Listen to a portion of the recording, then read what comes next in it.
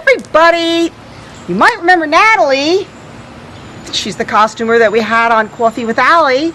And today, Natalie and I are doing a shoot. And if you can't tell, it is in the pinup genre with a twist. Yes. Harry Potter themed. Hogwarts, Slytherin. That's right. We're going to do a little magic today. We're going to be shooting in the stairwell on the side of my basement. And we're going to shoot in my tiny little studio. And we'll see how this comes out. But it should be a fun time.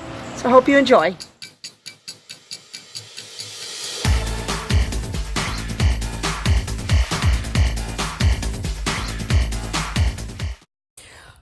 Natalie wanted to get like a Diagon Alley kind of look, and this is my lovely backyard. Now, I'm doing this video much later, but we decided to shoot out here. Now, it was late day, so the sun was very low, and what I did was I put a light off to here, and we put Natalie on the stairs.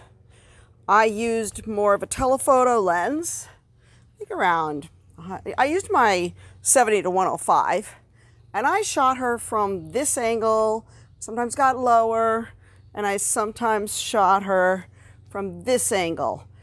I also metered the light so that she would be getting, the background would be getting underexposed. I wanted to cut the ambient, and then I was able to actually create the images that you're seeing that had a nighttime feel, and we were able to make it look as if she was actually in an alley. But this is where she was. This was one of my favorite images from the stairs, and now I'm going to spend a little time in Photoshop and show you some tips on how I did it. Okay, in this video, I'm going to show you how I went from this image to this image. And mostly I'm going to be focusing on how I created the snake shadow. So in order to create the shadow of the snake, what I did was I used an image of a snake. But first, before I could get there, I had to first remove the cord, which I used selections of stamping and the healing tool so that I could get rid of that cord. And then I created a stamped layer, which I brought over to channels. I got the red layer. I copied the red layer.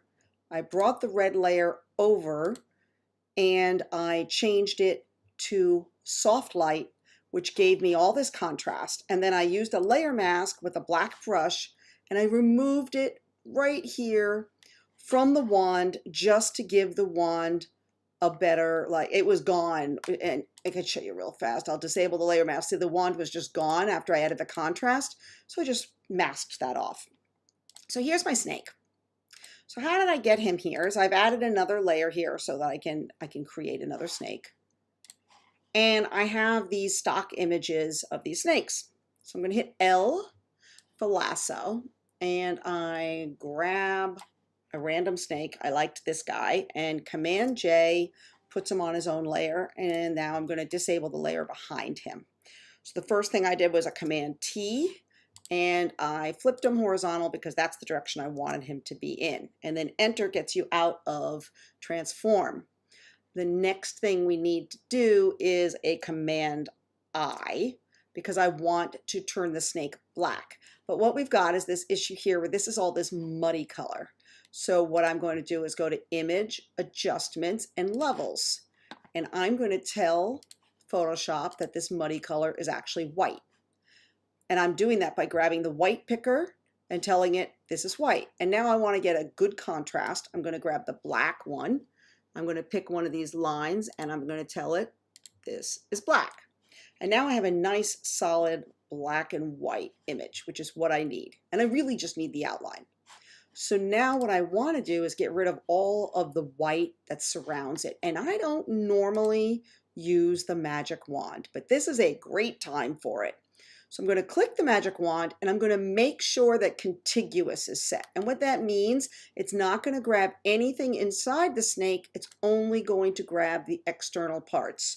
So I just click. I know everything is white, so I don't have to deal with a bunch of different colors. I hit delete and then Command D, and now I have my snake. So the next step is, how am I going to fill him with black? Is if I go hold down my Command and click into the image, I'm now selecting just the external parts of my snake because everything else is no pixels. And if I go to Edit, Fill, and choose black, I've got my black snake. So I'm going to do a Command D. And here he is. This is my snake. So I'm going to hold the V down. He's not ready yet, but he's pretty good. And I'm going to drag him over, pop him in here. It tells me, yeah, that's fine.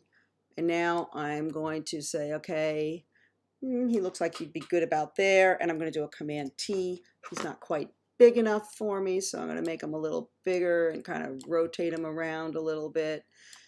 Get him where I want him. And if you look at the shadows that are behind her already, they're very soft.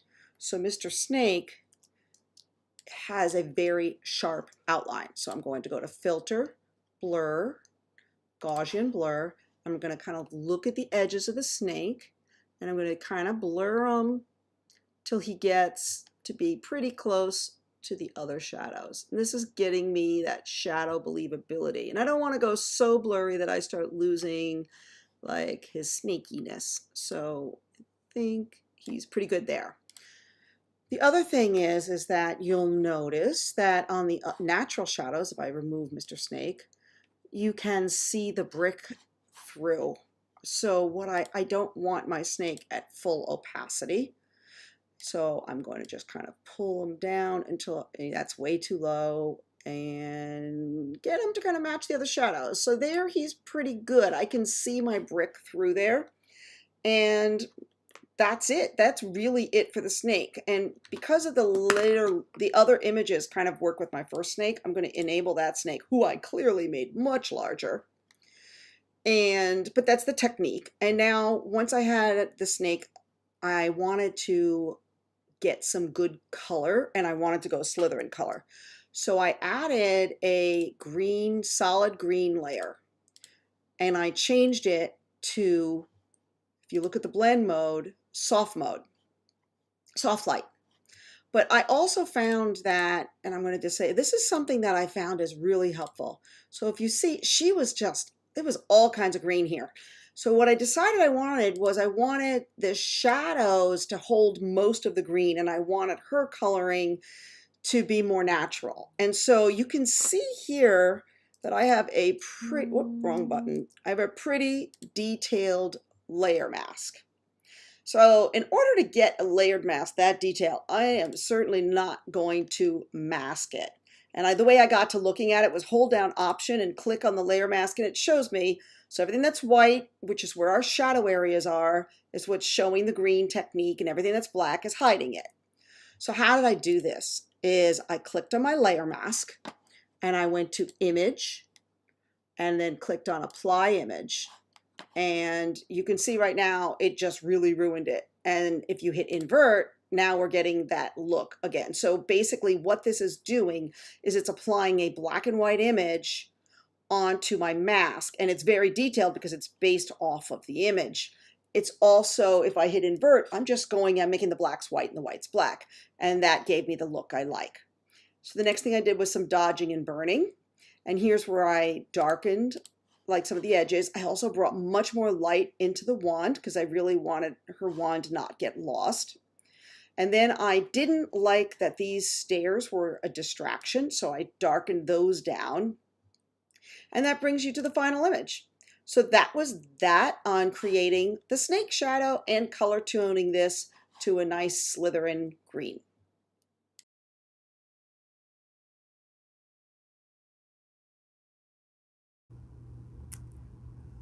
Okay, so this is where we shot the fireplace. And to back up, this is like my little family room studio that happens to have a fireplace. So I threw a fabric on the ground. I threw a fabric over the table. We actually used a green fabric, but Natalie brought it, so I don't have that for the reenactment.